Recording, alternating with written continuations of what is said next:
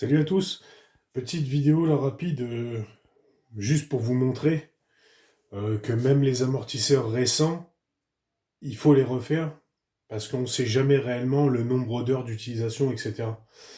Donc là par exemple c'est un amortisseur d'une 125YZ de 2021, donc c'est pas vieux, hein, c'est même en très très bon état, ça n'a pas été massacré, tout est neuf, c'est un amortisseur qui a jamais été ouvert. On le voit bien ici, ça n'a jamais été tapé. Parce que ça, en gros, on est obligé de les taper pour le descendre, pour sortir le boîtier, etc. à l'intérieur. Donc du coup, là, on voit bien, il n'y a aucune marque, ni là, ça n'a jamais été ouvert. Donc ça, c'est un amortisseur 2021 stock. Et donc le client, c'est à son fils, il me dit, on roule, on n'arrive pas à la régler, impossible, la détente, on n'arrive pas à avoir ce qu'on veut. Et, euh, Et donc je lui dis, bah écoute, ramène-moi, en plus donc 2021, mais on voit bien que ça pisse bien hein, déjà. Donc voilà, là déjà, dès qu'il y a une fuite comme ça, déjà c'est pas bon signe. Et là je vais vous montrer à l'intérieur, donc du coup c'est rempli d'huile, il y a l'azote à ce niveau-là qui est dans une chambre, ça fait comme une petite chambre à air en gros, et ça met sous pression tout l'hydraulique si vous voulez. Donc là j'ai vidé la cartouche d'azote, donc là il n'y a plus d'azote à l'intérieur, donc il n'y a plus de pression. C'est pour ça que quand je vais appuyer, ça va rester en bas, il ne va pas revenir. Donc là je le comprime, voilà, donc il reste en bas, c'est normal puisqu'il n'y a plus la pression au niveau de l'azote. D'ailleurs on entend que ça... Donc en gros lui il essaye de pousser, mais vu qu'il n'y a plus de pression, voilà. Et écoutez bien à l'intérieur. Donc là, il y a de l'huile, il y a de l'huile, il y a de l'huile. Et là, il n'y en a plus. On va recommencer.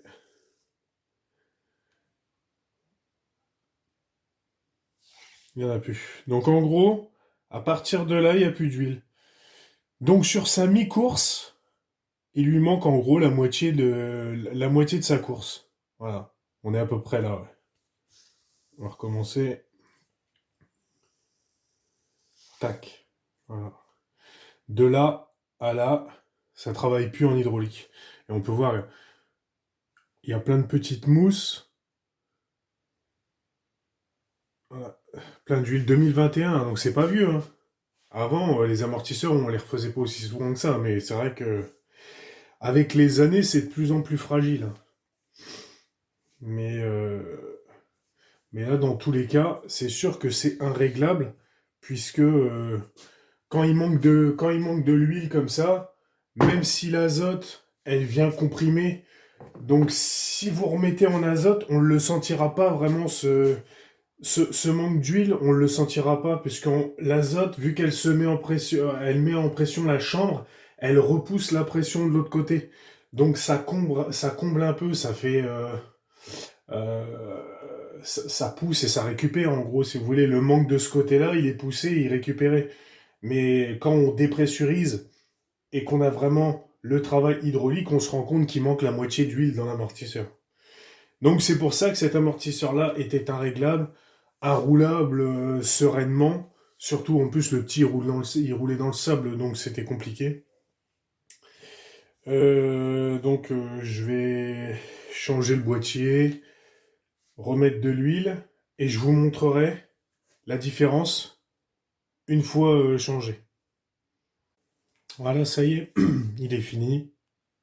Amortisseur 125YZ 2021, donc reconditionné. Ce que j'ai fait à l'intérieur, c'est que j'ai changé donc le boîtier complet qui a à peu près cet endroit-là. C'est un boîtier où dedans il y a le joint SPI, cache-poussière, bac de guidage pour guider la tige tout simplement dans l'amortisseur. Voilà, donc là, il est pas encore en azote. Il n'est pas encore passé dans la machine pour purger, pour faire la dernière petite purge chez une microbule, etc. Et là, je vais vous montrer la différence par rapport à la vidéo juste avant, où là, il n'avait pas été ouvert et que maintenant, il a été ouvert et reconditionné. Je vais vous montrer la différence. Pourtant, 2021, hein, pensez-y bien, 2021, la moto, elle était récente. Hein, et vu l'état de la moto, elle n'a pas dû rouler beaucoup. Et pourtant, je vais vous montrer l'état de l'amortisseur, la différence. Donc là, je le comprime, donc il n'y a pas d'azote, sinon je ne pourrais pas le comprimer comme ça, je vous le dis tout de suite. Voilà. Donc il est comprimé, il ne revient pas, donc il n'est pas sous pression. Et là, je vais le détendre pour voir. Ouais, tout à l'heure, il y avait en gros la moitié de la course qui ne fonctionnait plus correctement. Et là, on va voir maintenant.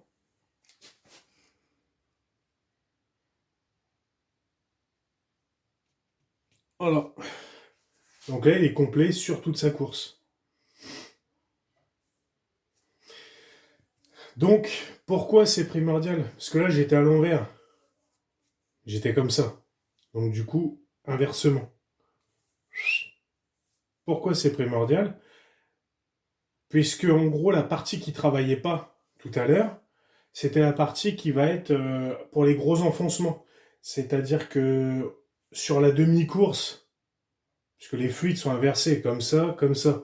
Sur la demi-course, donc qui était vide, c'est la demi-course qui va travailler quand la moto, elle est posée sur elle-même et qu'elle s'enfonce jusqu'à demi-débattement. Donc en gros, sur la partie qui est la plus utilisée, l'amortisseur fonctionnait quand même. Par contre, sur les gros chocs, donc la deuxième partie, donc celle où il manque l'huile justement, puisque là, elle était comme ça, maintenant elle est inversée.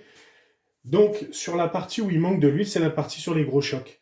Donc tout simplement, c'était un amortisseur qui était pas dégueu, mais en gros sur les gros chocs, l'amortisseur il s'effondrait totalement. Bah, c'était tout simplement parce que la partie qui est réservée aux gros chocs, bah, elle n'était pas dans l'huile tout simplement. Donc automatiquement, il travaillait sur sa portion, et sur la portion où il n'y avait plus d'huile, bah, il ne travaille pas avec l'hydraulique. Donc ça va être qu'un système de poussée contre poussée tout simplement. Mais là, dans tous les cas, une fois qu'il est reconditionné, donc avec les joints neufs, l'huile, même pas purgée, même pas sous azote, on voit très bien la différence. Enfin, je veux dire, ça saute aux yeux. Là, je le comprime, il travaille sur toute sa course, je le détends. Voilà, il y a un peu d'air dedans. Il faut le purger. Voilà, il travaille sur toute sa course. Donc même sans rien faire, sans passer dans la machine pour le purger, sans le remettre sous azote, etc., on a déjà, je ne sais pas si vous vous rendez compte, la différence de travail de l'amortisseur. Donc pensez-y, là maintenant moi je vais le purger, remettre sous azote, terminé, ça sera fini pour lui, il est prêt. Mais pensez-y, les amortisseurs, même s'ils fuient pas, même si machin, c'est le reconditionnement, c'est tous les ans à peu près. Il faut penser faire au moins une vidange, même si on ne change pas le boîtier avec tous les joints, etc. On change au moins l'huile et l'azote, comme ça. Et si jamais nous, on a l'habitude, on détecte quelque chose qui va pas, on le fait en même temps. Mais pensez-y quand même, parce que beaucoup de gens pensent à leur suspension avant, mais leur suspension arrière, alors que c'est elle qui va encaisser le plus sur les gros sauts, faut le savoir, parce que généralement, quand on atterrit même sur du plat ou sur une grosse table, on a toujours tendance à aller mettre la roue arrière en premier. C'est elle qui va taper en premier pour absorber. Donc c'est lui l'élément primordial qui va vraiment absorber les gros chocs. Donc si lui, il est foireux, automatiquement, sur les grosses réceptions, etc., vous êtes trop court sur une table ou machin, avec un amortisseur comme ça, vous êtes à l'ouest, hein, clair, net et précis. Donc pensez-y, c'est important si vous voulez rouler serein. Même les gens qui roulent pas fort, des fois justement, au contraire, on roule pas fort, on passe pas les tables. Quelqu'un qui va passer les tables, etc., il s'en fout parce qu'il a pas de choc, lui. Il passe, il retombe, il peut même rouler avec un amortisseur pas top, ça va passer. Par contre, quelqu'un qui roule plus doucement, qui passe pas les sauts, qui passe pas les tables, etc., lui à chaque fois, bam, bam, ça claque comme pas deux. Donc là, pensez-y, c'est important. Il faut les faire reconditionner. Et là, on était sur un amortisseur, en gros, qui avait un an, quoi. Parce que là, on est janvier 2023, la moto est de 2021. Il avait un an, la moto. Et quand on voit l'état, voilà, quoi. Après, je suis d'accord avec vous, hein. Un amortisseur au bout d'un an qui pisse, c'est pas top, mais ça, malheureusement, ça, c'est les constructeurs, ça, c'est pas nous, donc voilà. Pensez-y. Allez, salut!